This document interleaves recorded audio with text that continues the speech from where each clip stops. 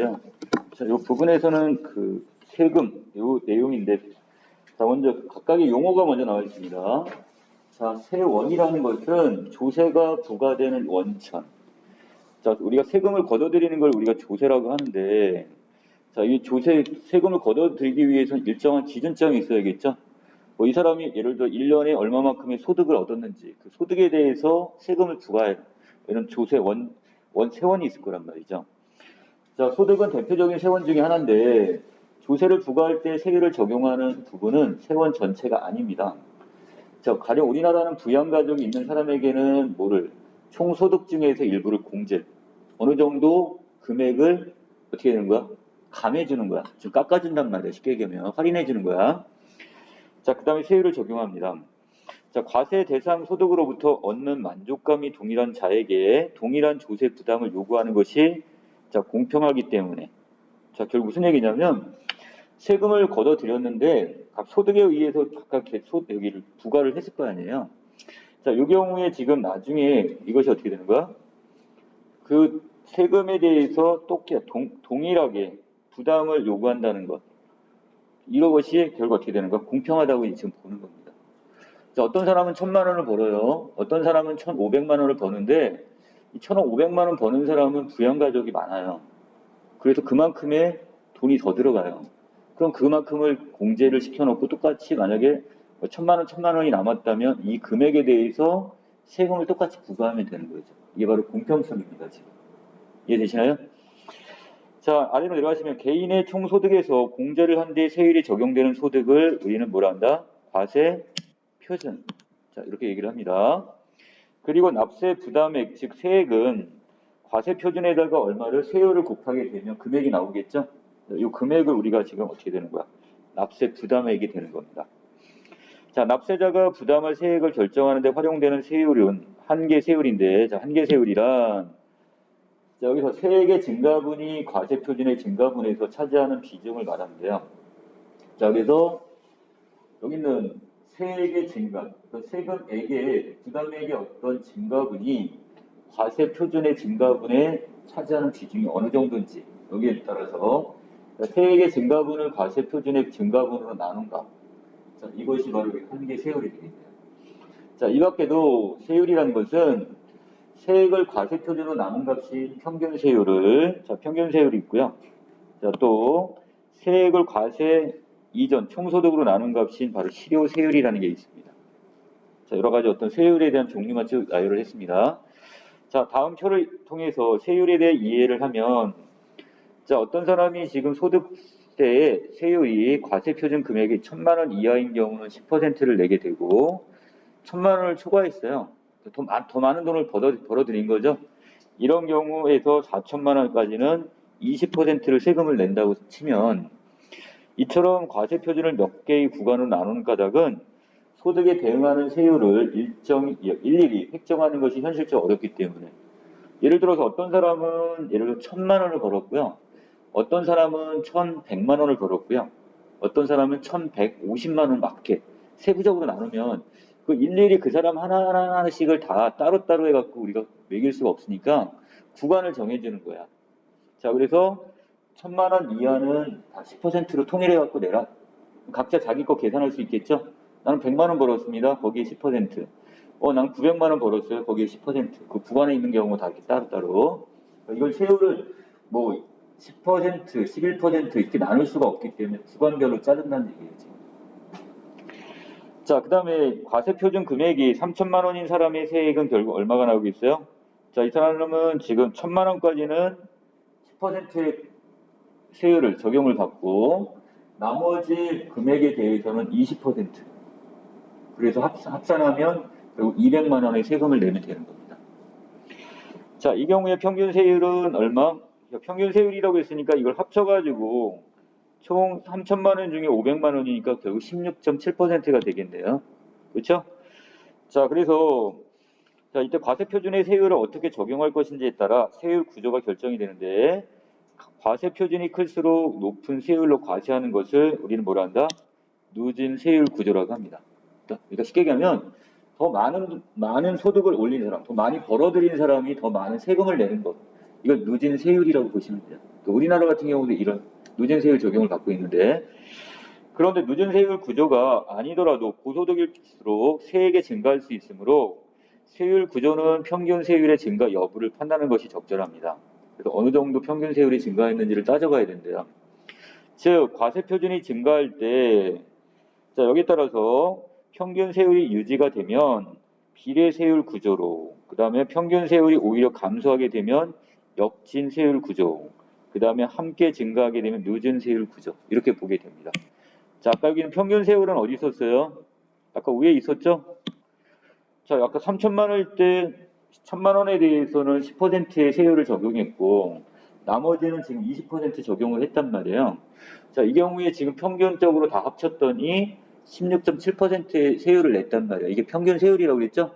그럼 이걸 기준점으로, 자, 이것이 지금 과세 표준하고 이렇게 비교해 봤을 때 어떻게 되면 평균 세율이 유지되면 비례 세율 구조라고 하는 거고, 그것보다 어떻게 되면 여기서 과세 표준이 외려 더 올라가고 평균 세율이 더 유지가 되면 비례 세율이라고 얘기하는 거고요. 그 다음에 만약에 평균 세율이 오히려 떨어지는 경우가 있어요. 자, 이런 경우 역진 세율 구조다 이렇게 보시면 되고, 함께 증가할 때 누진 세율 구조, 그렇게 얘기를 합니다. 자, 그 다음에 밑에 대다수 국가에서 소득세는 누진 세율 구조를 적용하고 있는데, 그 이유는 경제적 능력에 따라 조세를 부담하는 것이 공평하다고 생각하기 때문에 그렇대요. 더 많이 번 사람이 좀 더 많은 세금을 내는 것, 이게 공평하다고 다 생각을 한단 말이죠. 자, 그래서 밑에 이 공리주의자인 이 밀은 조세 부담이 개인의 소득 감소를 유발하기 때문에 세금 납부에 따른 경제적 희생, 즉 효용 손실이 균등해야 공평하다고 봅니다. 이거 이해되시나요?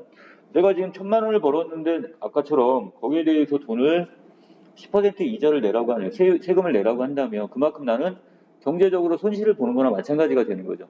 세금만큼을 내가 내야 되는 거니까 손실이 된단 말이야. 자, 이런 면에서 어떻게 밀은 이것이 효용 손실이 균등해야 하는 것이 공평한 사회다 이렇게 봤단 말이에요. 자, 이것을 뭐라고 한다? 균등 희생 원리다 이렇게 얘기를 합니다. 자, 밑에 자, 밀의 이러한 주장은 후대 과학자들에 의해 누진 세율 구조를 옹호하는 근거로 활용되었는데, 자, 여기서 희생이란 세액 차이를 얘기하는 게 아니라 납세로 인한 총 효용의 감소분이 얼마냐 이걸 갖고서 희생이다 이렇게 보는 거예요 지금. 자, 내가 그래서 이만큼 1,000만 원이 돈이 있었는데 그중에 세금을 떼고 났더니 얼마만큼이 남더라.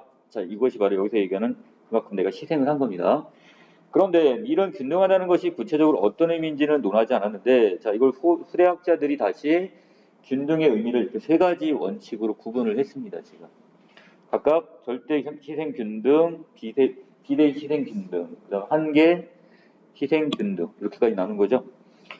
자, 밑으로 내려가서, 자, 아래로 쭉 내려가서 바로 그 표를 보겠습니다. 균등한 희생과 관련 있는 세 원칙은 그림에 나타나 있는 것과 같은 소득의 한계 효용 곡선을 통해서 이해할 수가 있게 되는데, 자, 소득의 한계 효용이란 소득의 일단이 증가했을 때 개인이 얻게 되는 만족의 정도를 우리는 효용, 자, 이 만족도, 이걸 효용이라고 보시면 될 것 같아요. 자, 그래서 자, 오른쪽에 지금 이렇게 보시면 그림에서 원래 소득이 Y0 0이었던 사람이, 자, 여기서 자, 새 T를 내게 되면 세후 소득이 YT5 이걸로 줄어들게 될 거예요. 이때 희생된 효용의 절대량은 면적 베타로 지금 나타낼 수가 있는데, 자, 이때 절대 희생 균등의 원칙에 따르면 각 개인들이 지금 조세를 부담함으로써 떠안게 되는 희생의 절대적 크기가 균등해야 된다고 보는 겁니다. 자, 결국 여기는 절대적 크기라고 했으니까 이 베타량의 크기가 똑같다고 보는 것, 이렇게 보는 거죠. 자, 다시 한번 볼까요? 자, 그림을 보시면, 자, 원래 이 사람이 벌어들인 금액은 어딜마예요? 자, 여기 있는 금액, 요만큼을 벌어들인 거죠. 소득은 지금 여기까지 와 있어야 돼요, 지금. 그 선까지. 자, 그런데 세금을 얼마를 냈어요? T만큼 세금을 냈죠. 자, 그러다 보니까 이 사람은 결국 YT만큼으로 자기 소득이 줄어든 거나 마찬가지가 된 겁니다. 그만큼 희생이 된 거죠. 자, 이걸 지금 얘기하는 거고. 자, 그래서 이때 절대희생 균등의 원칙에 따른다면 바로 아까 절대적 크기, 희생의 절대적 크기가 동일해야 된다는 게 이게 바로 절대희생 균등의 원칙이 되는 겁니다. 자, 그러므로 이 원칙 아래에서는 고소득자의 세액이 저소득자의 세액보다 좀 커야 돼요, 지금. 자, 그런데 이것만으로는 누진세율 구조라고 단정할 수가 없습니다. 누진세율이 뭐라고 그랬어? 더 많이 버는 사람이 더 많이 내는 거라고 했죠, 세금을? 자, 밑으로 절대희생 균등 원칙의 아래에서는 소득이 1% 증가할 때 한계 효용은 1% 감소할 정도로 한계 효용 곡선이 가파른 기울기를 가져야만 누진세율 구조가 성립되기 때문에 자, 그래서 이렇게 완만한 경우는 결국 어떻게 1% 소득이 증가할 때 1%의 한계 효용이 더 감소하지 않습니다, 지금. 자, 극단적으로 생각했을 때 한계 효용 곡선이 체감하지 않고 기울기가 0인 경우가 만약에 있다고 보면 이때는 절대희생 균등의 원칙 아래에서는 모든 개인이 동일한 세액을 부담해야 될 거예요. 자, 그래서 누진세율 구조를 충족시킬 수가 없게 되는 거예요. 자, 아까 얘기했던 그 금액, 여기 기울기가 어느 정도 이게 있어야지. 자, 요 부분에 여기 있는 어떤 부분? 자, 요 부분에 이 기울기가 이게 있어야지만 여기 따라 소득이 많은 사람과 적은 사람의 이게 차이가 있는데 만약에 이 기울기가 이렇게 형성이 안 되고 이렇게 만약에 동일하게 형성이 된다면 내는 금액들은 어떻게 될까요? 다시 볼게요. 자, 이 경우는 지금 이렇게 해놓고 기울기가 만약에 이런 형태로 형성이 된다면 이네요. 자, 이게 이렇게 기울기가 이렇게 형성이 된다면 그 사람이 내는 금액은 어떻게 되는 거야? 거기에 맞게 동일하게 내면 되는 거야. 이게 똑같이 낼 거 아니야 지금. 자, 이렇게 되면 누진세율이나 여기서 고소득자가 더 많이 내는 경우는 생기지 않단 말이야 지금 이렇게 되면. 자, 그 다음에 두 번째 경우가 뭐냐면 이번에는 자, 여기서 이제 비례희생 균등의 원칙에 따른 건데요. 자, 이전 총소득으로부터 얻는 총효용에서 납세로 인한 지금 효용의 상실, 즉 희생이 차지하는 비율이 모든 개인에게 동일해야 된대요. 밑에 보이는데, 자, 이전 총소득으로부터 얻은 총효용이 있겠죠? 여기서 납세로 인해서 어떤 상실이 됐단 말이죠. 즉, 희생이 차지하는 비율이 모든 개인에게 동일. 자, 이 경우는 지금 위에 있는 절대량이 아니라 뭐가 되는 거야? 비율을 얘기하는 거죠. 비율 면에서 동일하게 지금 부담이 돼야 된다고 보는 겁니다. 자, 예를 들어서 밑에 이는 그림에서 면적 베타를 면적 알파 플러스 베타로 나눈 값이 효용의 희생 비율이 모두 똑같아야 한다는 것을 뜻합니다. 자, 왼쪽에 있는 그림 다시 보시면 이거죠? 알파 플러스 그 다음에 여기는 뭐가 요 베타가 있으면 요거에다가 이 두 개를 더해서 이걸 베타를 나눌 때 자, 이때 이 값이 동일한 것. 자, 이렇게 되면 이제 비율이 동일하게 나오기 때문에 자, 이것을 비례 희생 균등의 원칙이다. 이렇게 보고 있는 겁니다. 자, 아래로 내려가시면 자, 이때는 소득의 한계 효용 곡선이 반드시 가파른 기울기를 가질 필요는 없어요. 자, 이때는 비례 희생 균등의 원칙의 아래에서는 그래서 만약 한계형 곡선의 기울기가 0이라면 비례세율 구조가 될 수도 있는 겁니다. 자, 그 다음 마지막에 한계 희생 균등입니다. 자, 이건 뭐냐? 이때는 과세 이후에 얻는 한계 효용의 크기가 모든 개인에게 동일하게 돌아가는 거예요. 세금을 부과하고 나서의 한계 효용의 크기가 모두 동일하다고 보는 게 한계 희생 균등의 원칙이 되는 겁니다. 자, 그림에서 조세 부담의 마지막 단위에서 발생하는 한계 효용은 선분 YTS의 길이로 나타낼 수가 있는데 이때 한계 희생 균등의 원칙에 따르게 되면 자, 이 길이가 모든 사람에게 같아지도록 하는 거예요. 어떤 거 얘기하는 거예요? 여기는 하늘색에 있는 요거 얘기하는 거죠. 여기까지 요 길이를 다 동일하게 모든 사람이 동일하게 보게 하는 게 바로 여기서 세 번째 이야기하는 바로 한계 희생 균등의 원칙이 되는 겁니다. 자, 그래서 그 결과 과세 이전의 소득 수준에 관계없이 모든 개인이 동일한 효용의 크기를 가지게 되고요. 따라서 한계 희생 균등의 원칙을 적용하게 되면 자, 고소득층일수록 매우 무거운 조세 부담이 요구가 되겠죠. 여기까지. 왜? 다 내고 나서 남는 이 저기가 똑같아지는 거니까. 자, 그 다음에 자, 16번부터 갈게요. 자, 이 중에 적절한 걸 찾으라고 했는데요.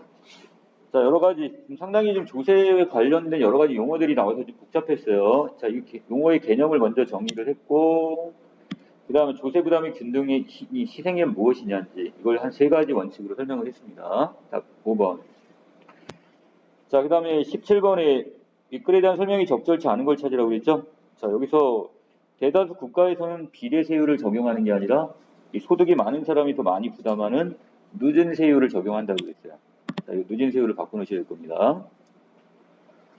자, 그 다음에 자, 18번에 보시면 자, 이 적절치 않은 건데 자, 여기서 소득 한계 효용 곡선에서 위는 갑과 을의 소득에 따른 한계 효용 곡선인데요. 자, 여기서 갑은 자, G5만큼. 자, 어디까지? 자, 요만큼까지의 소득. 여기에서 요만큼까지 소득을 얻었네요. 자, 을은 A5만큼이니까, 이 사람은 상당히 돈을 많이 벌었네. 고소득자인 것 같아요. A에서 5까지니까요. 이 소득이 그만큼 많다는 얘기죠. 자, 그 다음에 이 경우에 자, 적절치 않은 걸 찾으라고 했으니까 자, 4번에 갑니다. 아까 비례 희생 균등의 원칙에 의하면 자, 이때는 어떻게 하라고 했어? 베타 값을 알파 플러스 베타의 값으로 나눠주는 거라고 했죠. 자, 그러면 이때 같은 경우 여러분들이 계산해 보면 자, 이것은 각각의 세액이 GH, A, B라고 한다면 각각에 따라서 이 나눈 값은 지금 뭐가 되는 거야? 그 크기만큼으로 나눠줘야 되는 거야. 지금 선분이 아니라. 자, 그렇기 때문에 자, 윗부분에서는 이렇게 GH, IJ를 자, 어떻게 GOKJ 이걸로 나눠줘야 되겠죠. 자, 밑에도 마찬가지일 겁니다. 자, 이때 선분인 A, B가 아니라 이 경우도 마찬가지 A, B, C, D를 자, 여기 베타 값이 될 거예요, 이게. 이것을 A, O, K, D 큰 값으로 나눠주는 거죠. 자, 답이 그래서 4번으로 들어갑니다. 자, 그 다음 자, 19번에 가면 기억의 이유를 물어봤네요. 자, 동그라미 기억에 가보시면 자, 여기서 부양가족이 있는 사람한테는 소득 공제를 해준대요. 자, 그 이율, 세율, 그리고 세율을 적용한다는 그 아랫부분에 있죠? 뭐 때문에? 이 과세 대상 소득으로부터 이 만족감이 동일한 자에게 동일한 조세 부담을 요구하는 것이 공평하다고 생각하기 때문에. 그러니까 결국은 아까 얘기했던 1,500만 원, 1,000만 원 번 사람이 공제된 1,500에서 500 공제하고 똑같이 1,000만 원, 1,000만 원에서 세금이 부과됐을 때 그게 공평하다고 생각하는 거란 말이야. 이 사람 부과를 만약에 부양가족도 있는데 이 사람은 1,500만 원에 대해서 만약에 세금을 부과를 시켜버리고 그리고 이 사람은 1,000만 원에 대해 부과를 시켜버렸을 때 나중에 어떻게 되겠어요? 이 1,500만 원이라고 하지만 그 사람은 부양가족이 있기 때문에 외려 어떻게 그만큼 더 부담이 되는 거죠. 이걸 그래서 미리 공제를 시켜준다 이런 뜻입니다. 자, 이것과 관련된 부분이 바로 몇 번에 1번이죠. 이 부양가족이 있는 사람은 그렇지 않은 사람 위에 동일한 소득으로부터 얻는 만족감이 자, 낮겠죠. 낮아질 수밖에 없습니다. 왜? 그만큼 이제 다시 부양가족들한테 이거 얼마만큼이 들어가야 되니까 부담을 하는 금액이니까. 자, 그 다음에 20번에 내려가시면 자, 이 표를 좀 볼 수 있을지 모르겠네요. 자, 각각의 지금 이 사람들이 100만 원, 지금 소득 제도가 지금 다른 나라들인 것 같은데, 자, 여기서는 100, 200, 300만 원에 대해서 각각 10만 원, 20만 원, 30만 원이면 얼마씩이에요? 결국 곱하기 0.1하면 나오죠? 그럼 10%씩 세금을 그냥 비례세율이네요, 딱. 그만큼씩 비례해가지고 그냥 10%에 맞춰서 했으니까. 나는 어떻게 됩니까? 각각 30만 원, 60만 원, 90만 원이니까 100만 원 곱하기 0.3 하면 나오니까 30%의 비례세율을 적용했구나. 답이 떨어질 겁니다. 자, 그런데 자, 마지막 다요인 경우는 지금 10만 원, 30만 원, 60만 원을 좀 찾은데 비율인 것 같지가 않은데 어떻게 나왔어요? 100만 원의 10%가 얼마가 돼요? 10만 원이 되는 거죠. 200만 원에 여기 30만 원이 나오려면 얼마? 15%. 그리고 60만 원이 나오려면 3이 6이니까 20%의 세금을 부과하면 됩니다. 아, 이거는 결국 무슨 세율? 이게 누진 세율이 되는 겁니다. 더 많이 버는 사람들 더 많이 세금 내게 하는 거예요. 됐어요? 자, 이 중에 적절한 걸 찾으라고 했으니까 자, 답은 가나와 다르게 자, 여기에서 적절한 것 같은데요? 5번이 맞나요, 지금? 자, 여기에서, 자, 가나와 달리 다는 고소득자로보다 저소득자의 세율을 낮게 책정하고 있는 구조. 맞죠? 이렇게 된다면, 자, 그래서,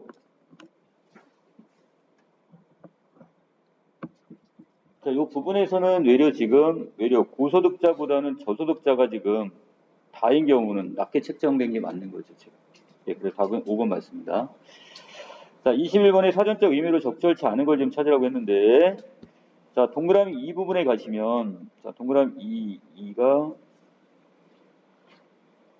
자, 성립이라는 것은 이룰 성자니까, 자, 설립자에다가, 자, 이루어지다. 어떤 세율 구조가, 누진 세율 구조가 이루어지다. 이 정도로 좀 해석을 해야 되겠고, 자, 거기 비해서 지금, 자, 21번에 정도나 수준이 나아지거나 높아지는 걸 우리가 진보라는 개념을 쓰게 되겠죠. 예, 답이 5번이 되겠습니다. 자, 여기까지 내용 정리 마칠게요.